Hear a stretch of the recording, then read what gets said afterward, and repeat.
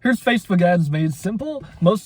We get so caught up in all these videos. There's all these different strategies you can do, and it just gets so overwhelming with Facebook ads. Somebody says do this, and then the next person says the exact opposite of what that first guy was telling you to do. So here's something that you can do that's proven to work, that $1 million sellers have used and have passed this down to me. And it's simply, first, you need to be testing audiences and testing creatives, or in other words, testing ads and audiences. Audiences like interests on Facebook or lookalike audiences. First, when first starting out, you're not going to be able to create lookalike audiences. So just start with interests and look up interests related to your product. So if you're selling a humidifier, one interest could be humidifier. Type in allergies or whatever, kids, babies, stuff like that. Different things like that relate to your product. But even interests outside of those can convert. Like BMW could convert. Like that was one that worked for me with my product that had nothing to do with BMW, but it worked. And Lexus. And so don't get caught up on choosing like what's the perfect interest. Literally any interest can convert. Just make sure it's relevant. Don't target like cookies or something. If you're selling a humidifier, it's like, that doesn't make any sense. Like, don't be so far out there, but just pick interests that are relevant to you, start with those, and then you can expand and choose broader interests as you go. But start with interests, at least 1 million people, I'd say, guys. More than that, even 10 million is fine. 100 million and stuff, that can be a little too broad, but like 1 to 10 million, even a little more than 10 million, that's fine. But again, guys, don't get so caught up on these things. Don't psych yourself out. Don't overwhelm yourself. Just keep it simple, guys, because keep it simple.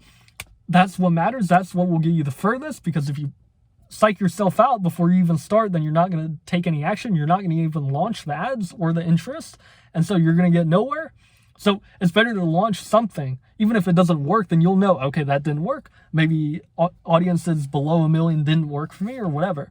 Then you'll at least have learned that. So don't psych yourself out. Don't overwhelm yourself. Just keep it simple.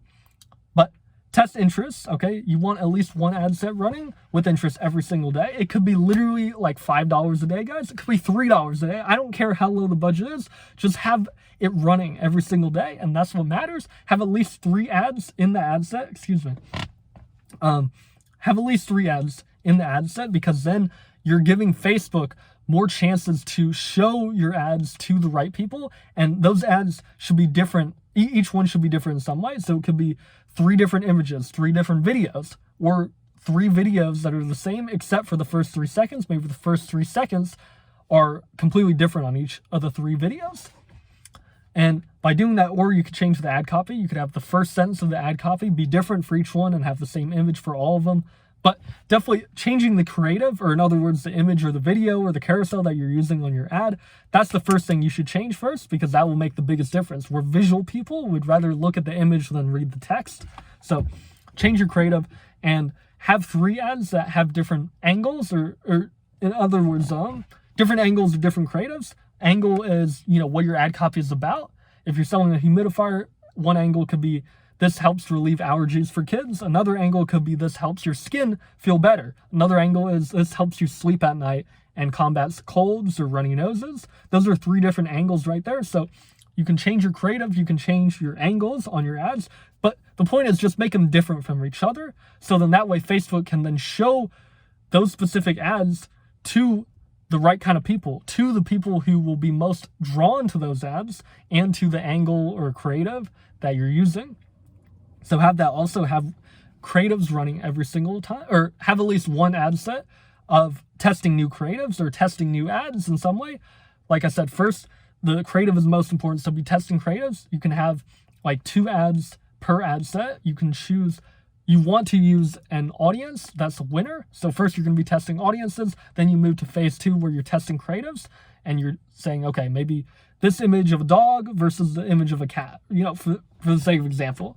But you guys get the gist. Just change the creative, leave the ad copy, the headline, call to action button, everything else the same, but just make those 2 things different so you can clearly tell, okay, this creative didn't work. The cat creative did not work. The dog creative did better.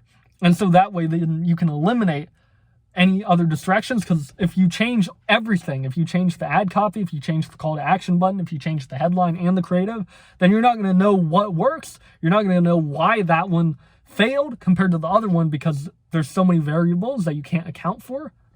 So just change one variable at a time for creative testing and even audience testing as well. Just change the interests and cycle them out. Do your best. Let them run. Let's say you're running $5 a day. Then let them run for 5 to 7 days. Okay, you want enough time to let Facebook run those ads, because if you're running $5 a day, 2 days is not enough. 2 days is not enough to get significant data to see, okay, this ad or this audience definitely wasn't a winner, or this audience definitely was a winner. And so compare that to your break-even ROAS. If you guys want a video on me explaining that, then I can definitely go more into detail, in depth into that. But your break-even ROAS, you should basically calculate, like, okay, how many sales do I need to make? How many products do I need to sell in order to break even with my expenses? So like your cost of goods, your fulfillment costs, your payment fees, miscellaneous app costs, etc., stuff like that. And then you take your selling price, you subtract it from all of those, and you do some other calculations, but you can basically get your break-even ROAS and find out, hey, I need to at least sell like 2 units in order for me to break even. And so I can make a video for you guys explaining that if you guys want more information about that, what your break-even ROAS is, how to calculate like your target cost per purchase, stuff like that. But those are very important. Knowing your metrics are very important. But you need to see, okay, am I profitable or am I not profitable? That's the biggest thing. So if you're running your audience tests, then let's say you run for 5 to 7 days at $5 a day, then you can see after 5 to 7 days, okay, am I profitable or am I not profitable? That's really the biggest thing. And then if yes, you're profitable, then okay, cool. Then you can upgrade them to a prospecting campaign, or in other words, you can increase the budget.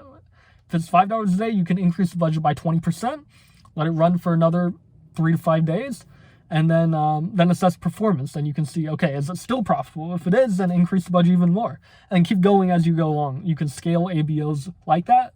Ad set budget optimization. That's what ABO stands for. And you know, there's campaign budget optimization, where basically you take the whole campaign, which campaign has ad sets in it, and each ad set has advertisements in it. So there's like a campaign, there's a structure here. Campaign's the biggest. Campaign has ad sets in it. Ad sets are the things that have ads in it. And ad sets are really where you change like the audience and the targeting. Like, you know, I'm targeting just females, I'm targeting just the United States, etc. And that's another thing, guys. You want to change just the interests. If you're targeting just like the US only, for example, the next audience test, you don't want to go and test like Chile or Argentina with a brand new interest. You want to keep the variables the same. So test all your interests as US only, and then you can expand to international countries or whatever. But the point is just change one variable at a time. But basically, yes, see if you're profitable or not. If you're not profitable, then it's like, okay, then cycle out the interest, put in a new one, then test that for 5 to 7 days, $5 a day. And if you're testing more than $5 a day, if you're putting like $20 a day, then you may not need to test for 5 to 7 days. 5 to 7 days, you can still let it run. That's fine. But maybe you only need 3 to 5 days. Try 3 to 5 days, letting it run $20 a day, and go from there. But basically, for creative testing or ad testing, in other words, you want to, like I said, test 2 ads at a time. And so that way you can compare and test just the creative starting out. That's the best thing to test first, with a proven audience, with an audience that's proven to be a winner, an audience that's proven to be profitable in the past. So if you had it, say your first audience was a winner, you let it run for 5-7 days at $5 a day, it was profitable, then you can move that to creative testing, a different campaign where you're testing creatives, where you're testing your ads, and then you can have 2 creatives to test with that audience, because you've proven, okay, it is proven to be profitable, and then you can go from there. But that's like a simple way to do it. You know, we're not going to get into like retargeting or prospecting campaigns or anything like that, but that's just like a simple way to get started, guys. Don't overthink this. Don't think you have to have like the structure completely perfect, or you have to have the perfect naming or anything like that. Just start, guys, because you'll get further ahead trying things. And even if you're making mistakes, you're falling over, stuff like that, that's okay. You'll still learn. You'll still grow. Just make sure it's a calculated risk. You don't want to spend like your entire life savings on this, on one ad set, and then, lose it. You don't want to spend like $500 a day on one ad set just beginning, because you don't have enough knowledge, you don't have enough data built up on Facebook for Facebook to effectively use that money and get you conversions and profit. So start small, guys, wherever you guys are. Just do your best with what you got, and you will slowly improve as you go along. But I hope this can at least help you guys, give you guys some clarity, and use the structure that I've used personally for years. And my mentors who taught me this, who are $1 million sellers, they've been using it for literally like since like 2017. Like, they've been in it for so long. But I hope this video helps, guys. Thank you so much for watching. Let me know down below if you'd like more Facebook ad videos or e-commerce videos, and I'd be happy to put more out for you guys. But thank you so much for watching, guys. I will see you guys in the next video. Take care, y'all.